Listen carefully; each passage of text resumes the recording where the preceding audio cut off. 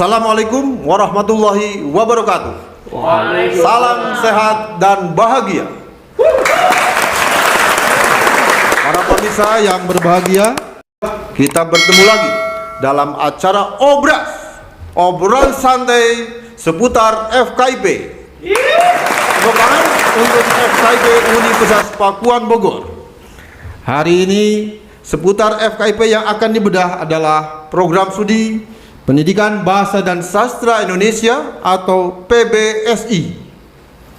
Sebelum obrolan lebih jauh dibicarakan, maka saya akan membuka dengan pantun. Pantun yang biasa dilakukan oleh para mahasiswa, tapi sekarang pantunnya adalah pantun prodi. Bukan hati sembarang hati, tapi hati yang mulia. Bukan prodi sembarang prodi, tapi prodi Diksatra Sia. Pada kesempatan ini, dari program studi PBSI akan sedikit memperkenalkan seputar visi misi berkaitan dengan profil lulusan, sumber daya manusia di program studi, termasuk keunggulan berkaitan dengan mahasiswa terbaik dan alumni.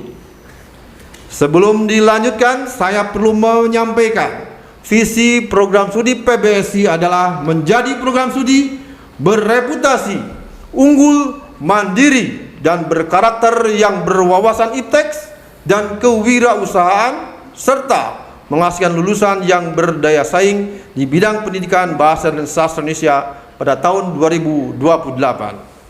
Dan ada misi yang cukup panjang, tidak perlu saya bacakan semuanya.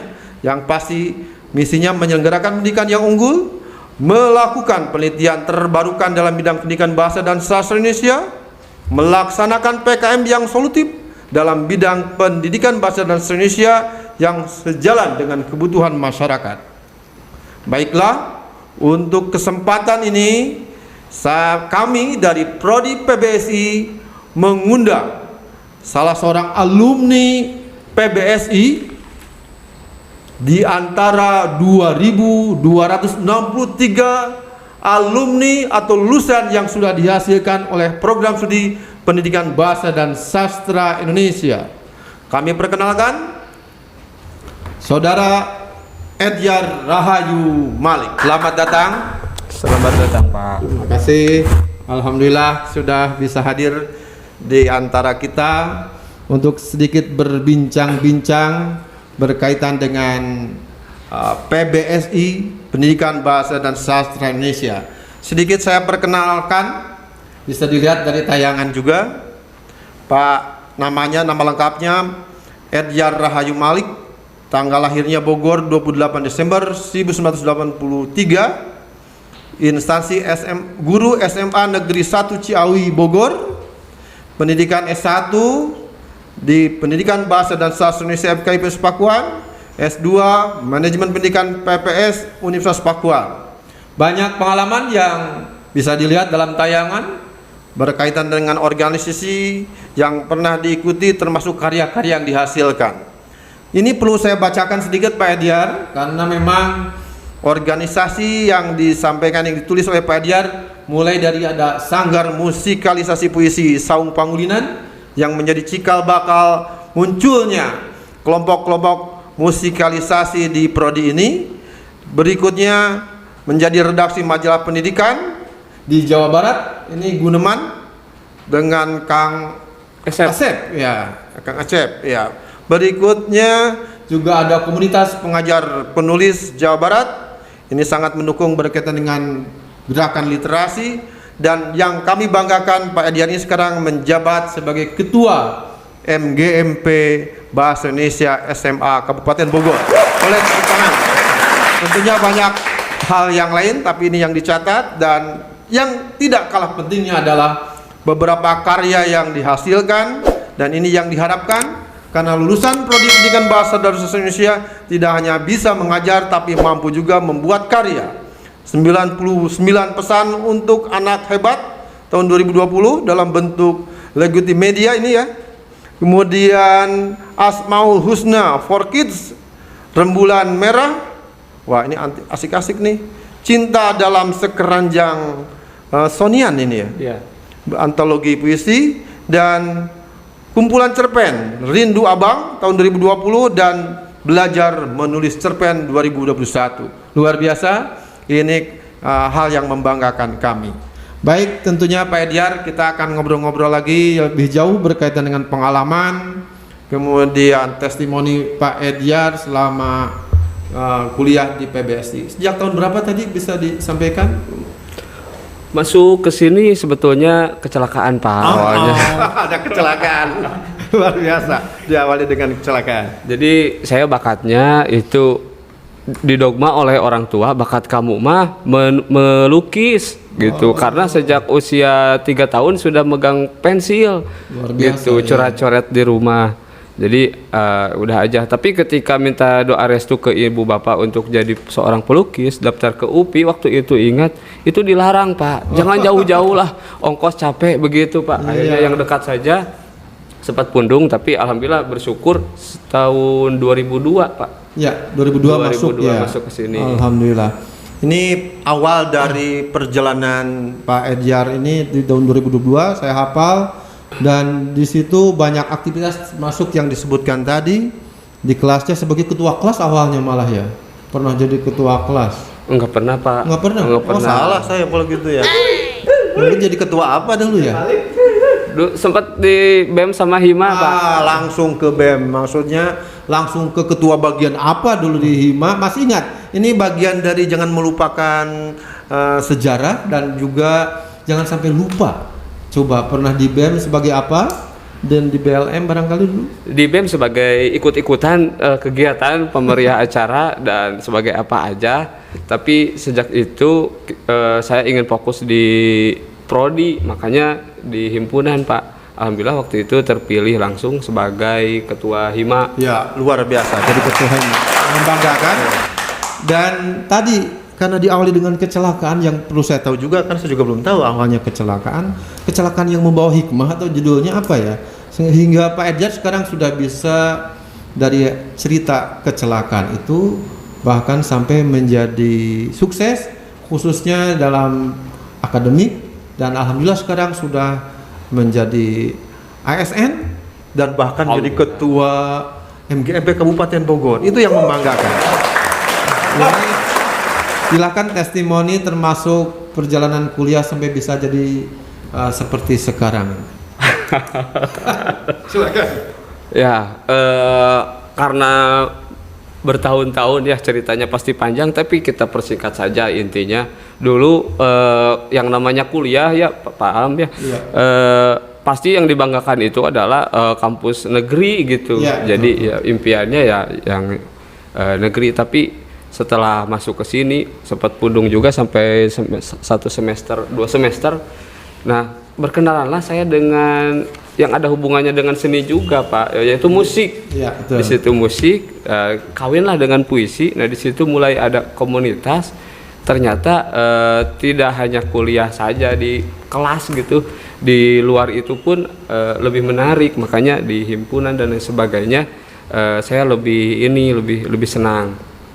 Dan yang namanya tempat mau belajar mah di mana saja, yang penting kita memanfaatkan.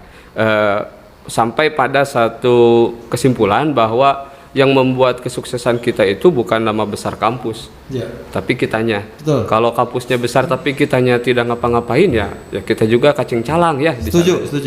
Nah, jadi kita manfaatkan, dan betul di kegiatan kemahasiswaan di kampus ini, terutama di Prodi Bahasa Indonesia itu luar biasa. Jadi tidak hanya teori saja, sampai kita diperkenalkan dengan sastrawan-sastrawan. Ada Pak Agus Sarjono waktu itu. Betul. Pak Jamade Rahman juga pernah ketemu, Titis Basino dan Taufik Ismail, banyak lah. Dan tidak hanya di kampus, ternyata belajar kita diajak juga ke luar kampus. Pak Amok ingat ke Pusat Bahasa, juga ke Taman Ismail Marzuki dan tempat-tempat lainnya, tongkrongan yang memang itu belajar memang bisa dari di mana saja. Saya masih ingat dulu itu Pak Edyar itu diajak dengan kelompok Saung Pangulinan ya, musikalisasi pertama di Saung Pangulinan, dan waktu itu ke Jakarta. undangan dan bertemu Pak Taufik Ismail ya. Iya. Bahkan di sana tampil di kementerian apa dulu? Pertanian kok. Pertanian ya. Di kementerian dan itu tampil kelompok musikalisasi, merasa bangga karena diajak ke Jakarta dan pulangnya dikasih uang pengganti transport begitu. Rasanya dulu tuh besar sekali ya, sekian juta itu rasanya. Saya masih ingat sekian jutanya. Oh. Saya kebagian nggak paham waktu itu. Mungkin nggak kebagian, mungkin ke saya semua. Nah, saya bukan bercanda. Kalau itu masuk dibagikan ke teman-teman semua dan itu rasanya bangga karena malam-malam tampil waktu itu. Masih ingat ya waktu itu ya? Kalau nggak salah ada Pak fotonya Pak ya? Oh, ada fotonya. Nanti kita buka foto albumnya ya. Baik, ini sudah masuk ke wilayah album nih. Tetapi sebelum ke album, ini sedikit tambahan dari saya sebagai prodi PBSI. Para mahasiswa yang di luar sana jangan lupa contoh yang ada dari Pak Edyar ini sebuah contoh teladan untuk bisa diikuti dan memang menjadi mahasiswa prodi PBSI itu bukan sekedar belajar bahasa dan sastra, belajar juga tentang pengalaman kehidupan. Intinya itu. Dan mari kita lanjutkan kalau begitu ke tebak foto. Kalau tebak foto disiapkan untuk Pak Edyar, ini untuk melawan lupa. Apakah Pak Edyar masih ingat atau sudah lupa dengan pengalaman yang lalu? Ini dilewat bagian pentingnya. Termasuk nanti kita akan meminta Pak Edyar untuk baca puisi juga. Ada tantangan untuk baca puisi karena dulu pernah aktif dalam membaca puisi dan sekarang aktif dalam menulis puisi termasuk cerpen. Baik, sudah siap untuk tayangan pertama? Tayangan pertama ya? Tayangan pertama, ya. Ini ada wajah yang saya kenal juga nih. Ini nebak muka saya yang mana ini Pak? Karena agak berbeda dengan sekarang. Silakan. Ya, melihat foto ini kayaknya ada almarhum Pak di sana. Siapa ya? Ini almarhum Agres. Oh iya betul saya ingat. Oh itu Agres. Namanya Encep ya. Iya. Ya, dia almarhum. Ini pertama kali kita ikut lomba Pak. Ya. Di Margonda kalau tidak musikalisasi, salah. Ya, musikalisasi puisi dapat nominasi. Alhamdulillah. Dan dulu sempat mengikuti workshop pelatihan musikalisasi ya dengan Devis Matahari. Ya, itu sempat di tahun sebelumnya. Ya. Kita ada se-Indonesia Pak. Se-Indonesia, betul. Ada jamborenya lah. Jambore sastra. Oke. Nah, ini ada teman-teman yang lain yang masih eksis juga. Ini saya yang mana Pak Amir? Saya juga ingat-ingat wajahnya kok jadi berubah begini ya. Pak Edyar yang mana? Oh, ini sedang melihat apa nih? Ini sedang kelelahan kayaknya. Ada yang candid. Iya. Ya, ini kelompok musikalisasi pada waktu dapat piala ya. Ya, alhamdulillah ini di waktu Margonda. Tahunnya lupa, tahun mungkin 2000-an ya. 2003 atau 2004. Ya. Lanjutkan. Ini sudah tertebak. Wah, ini masih beberapa tayangan berarti tidak perlu disebutkan kan tadi ini tim waktu tampil Saung Pangulinan ya. Ini tampil di kampus ini ya. Iya. Ini sama ini band Sagu waktu itu Pak dari Lampung. Iya, betul. Tampil ini masih dengan hitam-hitam ciri khasnya. Ya, posisi tukang pukul saya. Ya, tukang kendang ya. Terlihat tanda-tandanya nih. Ya, kemudian ada di situ ada Bu Titin, Bu Lydia ya. Ya, Bu Titin di Cariu, yang nunduk, yang mengheningkan cipta, yang ini sedang pengumuman Bu Lydia ya, di mengajar Cibinong di SMA plus Cibinong. Oke, di Cibinong ya.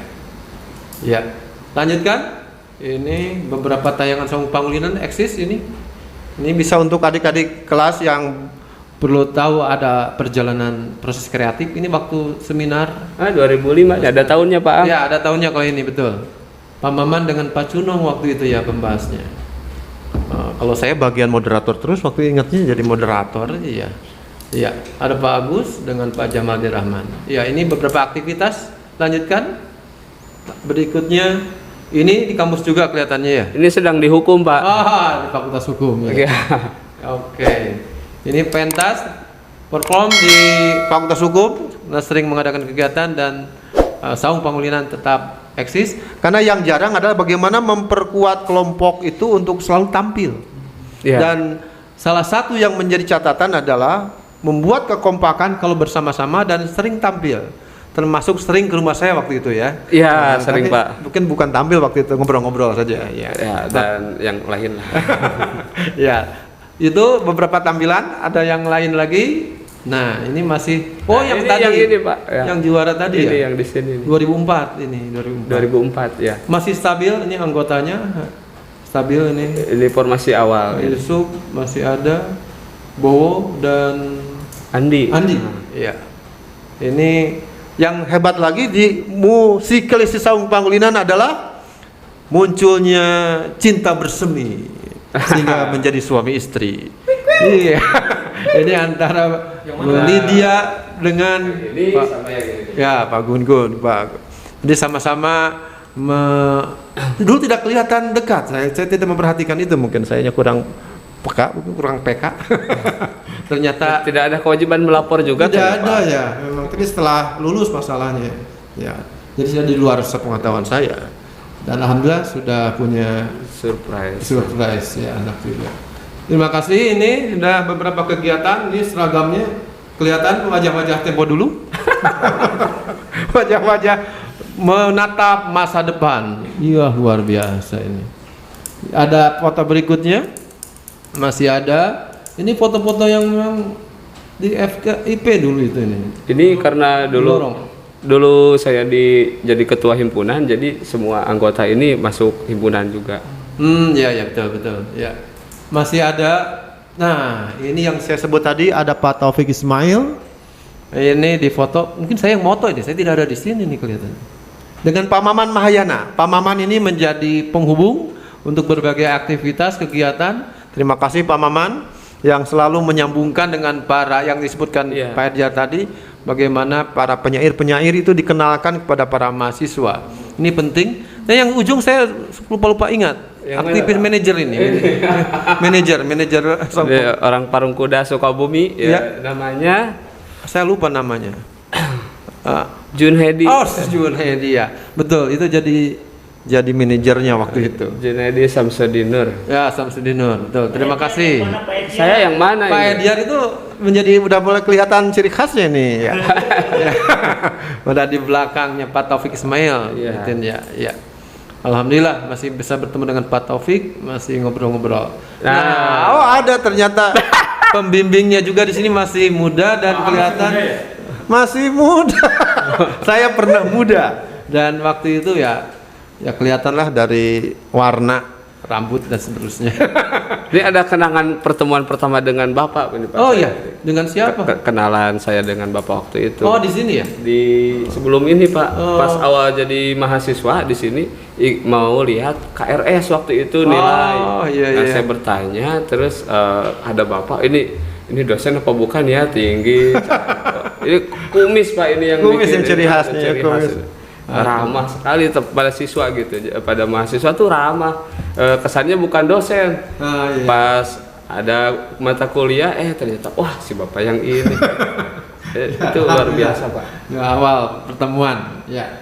Terima kasih. Ini kenangan-kenangan beberapa foto gambar. Itulah beberapa tayangan yang berkaitan dengan Pak Edjar yang aktif di Saung Pangulinan, musikalisasi itu, dan mudah-mudahan ini bisa berlanjut karena ada mahasiswa nanti mau menampilkan diri juga dengan baca puisi spontan saja dengan kelompok musikalisasi yang memang ini acara dadakan sehingga mudah-mudahan seperti sambal dadakan lah, enak dirasakan gitu ya. Pak Edjar, ada tantangan berikutnya.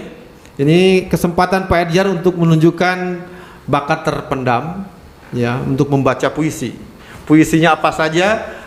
Silahkan disiapkan, atau sudah ada puisinya, tolong disiapkan. Oh, siap. Untuk membaca puisi yang akan karya Pak Edjar sendiri, silahkan karena sudah banyak karya Pak Edjar. Silahkan para pemirsa, bahwa lulusan dari PBSI tidak sekedar bisa mengajar, tapi juga diharapkan menjadi seorang entertain. Artinya bisa tampil di muka umum. Dan karena ini dikaitkan dengan program MBKM dan seterusnya, para mahasiswa tidak hanya bisa di ruang kelas tapi mampu juga tampil di masyarakat. Untuk itu sesuai dengan keunggulan yang ada di PBSI bahwa mahasiswa yang dididik itu harus mempunyai kemampuan termasuk tampil di depan umum. Sudah ada puisinya, dipersilakan. Ini sebetulnya ada dalam buku ini, baru terbit tahun ini, alhamdulillah. Kumpulan puisinya dari awal-awal saya jadi mahasiswa senang nulis puisi sampai saat ini, bahkan ada beberapa puisi yang masuk nominasi juara kompetisi puisi tertentu. Terima kasih, silahkan. Ini versi waktu zaman jadi mahasiswa, mungkin saya malu sendiri bacanya, tapi tetap dimasukkan sebagai proses kreatif. Betul, silakan. Selimut stempel pisang. Kau mau selimut? Jangan sekarang. Kau mau stempel? Jangan sekarang. Kau mau pisang? Apalagi pisang? Jangan sekarang, nanti saja. Kalau transaksi sudah terjadi dan benar-benar terjadi, baru ku selimuti kau siang malam. Akan ku stempeli kau tiap jam, menit, bahkan detik. Akan ku pisangi kau sampai KO. Yang bersabarlah. Luar biasa.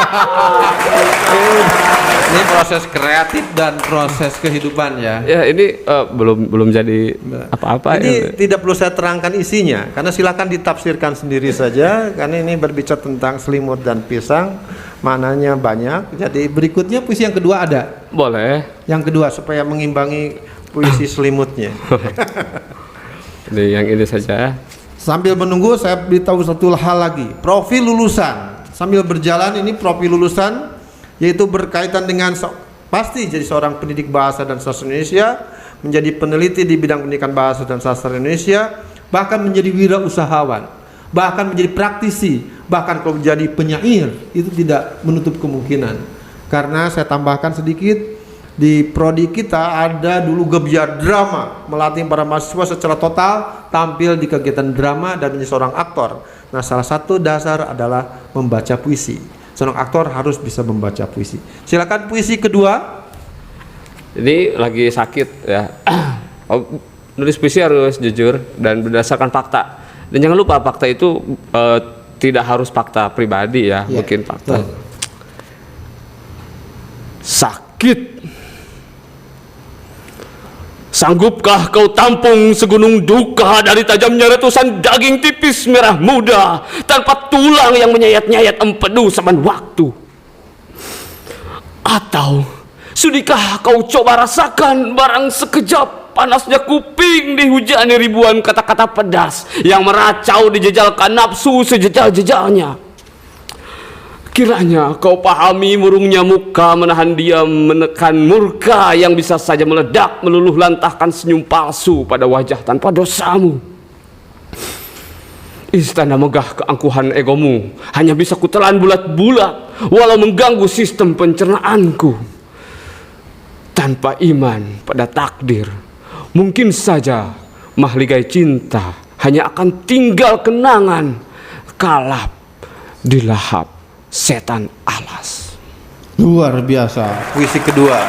Tadi judulnya apa? Diulang judulnya? Sakit, Pak. Sakit itu. Coba sakit bisa di akhir tadi apa hubungannya ya? Antara sakit dengan di ujung itu di apa tadi kata terakhir? Setan alas. Setan alas ini. Bingung kan? Jadi, makanya masuk ke prodi pendidikan bahasa dan sastra Indonesia untuk membedah makna dari puisi ini. Ya, kalau mau langsung dikaitkan, kesakitan yang kita alami itu pelakunya setan alas. Waduh. Belum kenal dengan setan alas, Ya. Nanti kita kenalan di prodi kita.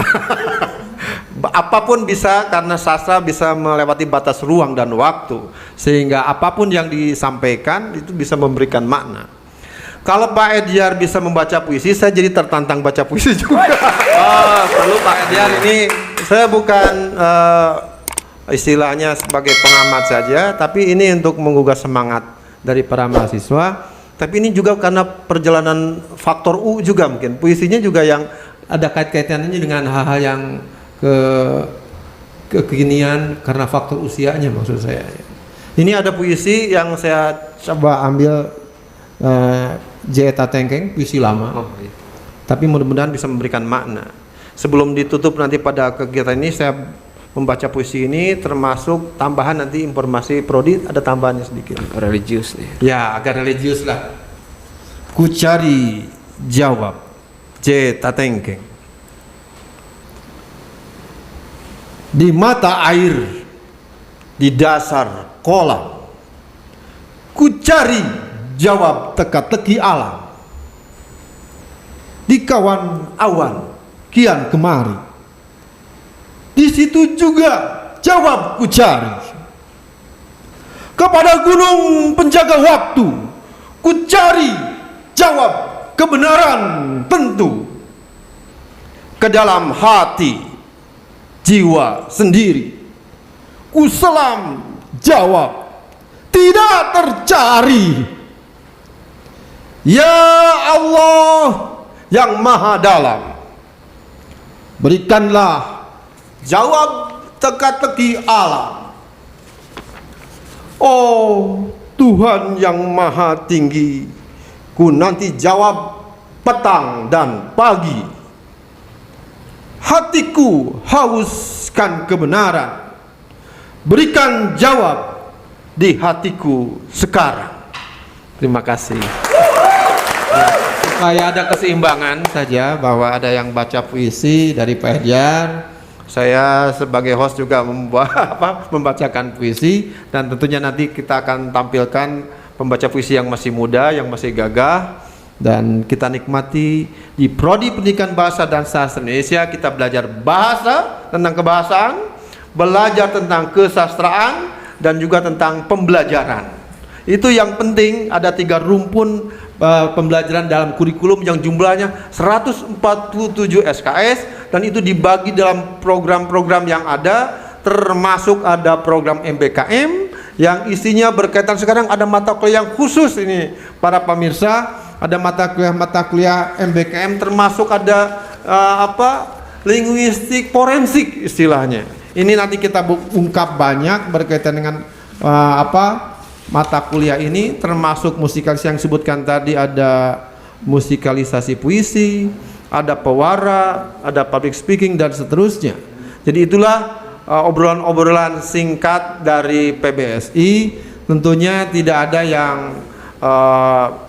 yang perlu diragukan lagi, dan perlu diingat para pemirsa yang punya anak, tetangga, atau keponakan, jangan lupa masuk ke Pendidikan Bahasa dan Sastra Indonesia.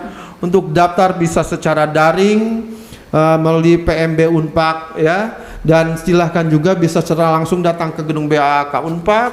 Dan yang paling penting lagi diingatkan sebelum berakhir ini, yang poin-poin penting juga Pak Edjar, bahwa pendaftaran ini sudah memasuki gelombang 2 sekarang. Gelombang 2 18 April sampai 11 Juni. Silakan daftar ke Prodi Pendidikan Bahasa dan Sastra Indonesia sebelum masuk ke gelombang 3 13 Juni sampai 8 Agustus. Itu harapan kami, sehingga untuk mencerdaskan anak bangsa, Pak Edjar bisa melalui pendidikan tadi yang disampaikan oleh Pak Edjar, menjadi guru, menjadi pendidik, menjadi apapun, melalui bahasa negara ini bisa eksis. Tambahan sedikit untuk pamungkas dalam acara obrolan ini, obrolan obras ini adalah, negara ini dibangun juga dari puisi. Itu yang luar biasa. Puisi yang mana? Sumpah Pemuda. Sumpah Pemuda pada bagian ketiga, itu bait ketiga, berbicara tentang betapa pentingnya bahasa Indonesia untuk mempersatukan NKRI. NKRI harga mati. Melalui Pendidikan Bahasa dan Sastra Indonesia, kita perlu mempertahankan kebahasaan menjadi jati diri bangsa, bahkan bahasa Indonesia menjadi bahasa internasional. Semoga itu bisa tercapai. Terima kasih Pak Edjar atas obrolannya. Sedikit lagi boleh, Pak, ini dari di legal formakan juga Pak, di kurikulum Merdeka ini, bahwa bahasa Indonesia itu menjadi mata pelajaran kunci untuk bisa belajar bahasa-bahasa lain. Jadi dia sebagai aset modal dasar Betul, untuk bisa setuju. belajar dan bekerja. Makanya Itu luar ada biasa. UKBI, uji kemampuan kompetensi berbahasa itu ada UKBI adaptif namanya sekarang. Iya. Diharapkan ada usulan untuk menjadi pekerja dari luar datang ke Indonesia untuk dites melalui UKBI ini. Ini kemajuan untuk berbangsa bernegara termasuk berbahasa dengan UKBI yang akan dijadikan syarat untuk para pekerja terkena kerja asing. TKA itu Iya. tidak asal bebas masuk. Satu hal jangan lupa, Prodi Pendidikan Bahasa dan Indonesia, prodi kita menunggu para calon mahasiswa baru. Kami akan siap untuk mengurus, mengelola, untuk mencetak para calon mahasiswa jadi mahasiswa yang baik. Dan di sini ada sumber daya guru besar kami, Profesor Dr. Hajah Eri Sarimana MPD, dan ini dosen kebanggaan kami sebagai sekarang wakil rektor bidang inovasi dan kerjasama, dan juga sebagai wakil ketua asosiasi ADRI, Asosiasi Dosen Republik Indonesia di tingkat pusat. Ini saya harapkan ini menjadi kebanggaan kita semua, dan juga ada pengampu dosen-dosen yang berlatar belakang S3, S2 siap menerima Anda semua. Itu harapan kami. Jangan lupa tetap semangat dan jangan lupa tetap bahagia dan tersenyum. Saya tutup, billahi bisabil haq. Wassalamualaikum warahmatullahi wabarakatuh. Waalaikumsalam. Puisi Langit dan Laut, karya Agus Nur.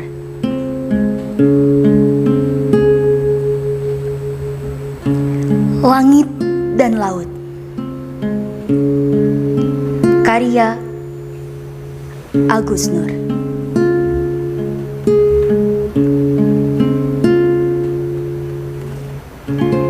Bila aku langit dan kau laut,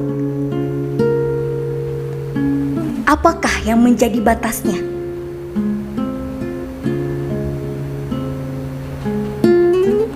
Bila aku laut dan kau langit, bagaimana cara membedakannya?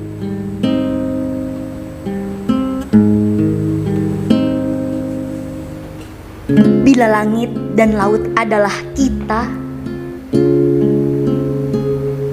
siapa yang akan lebih dulu terluka?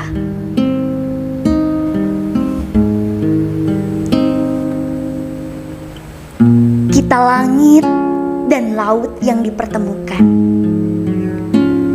bukan untuk berbagi kebahagiaan, tapi untuk saling menguatkan.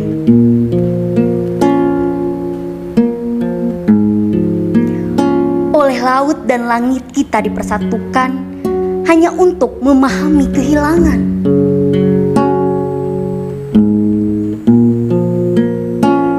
Aku menyelam dalam lautmu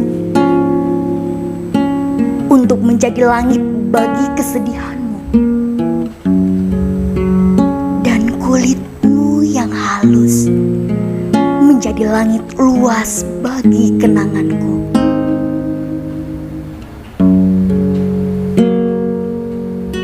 Di lautmu duka serupa burung,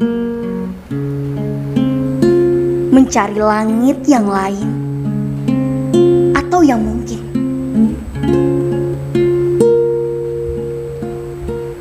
Aku percaya langit paling luas ialah hati tanpa kebencian.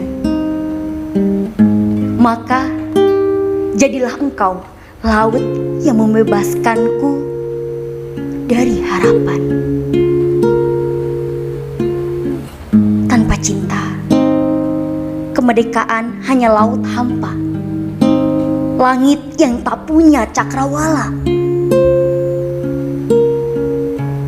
Bila kemerdekaan adalah laut pelukanmu perahu yang menyelamatkanku. 2014. Mencari Jejak, karya Dia Handani.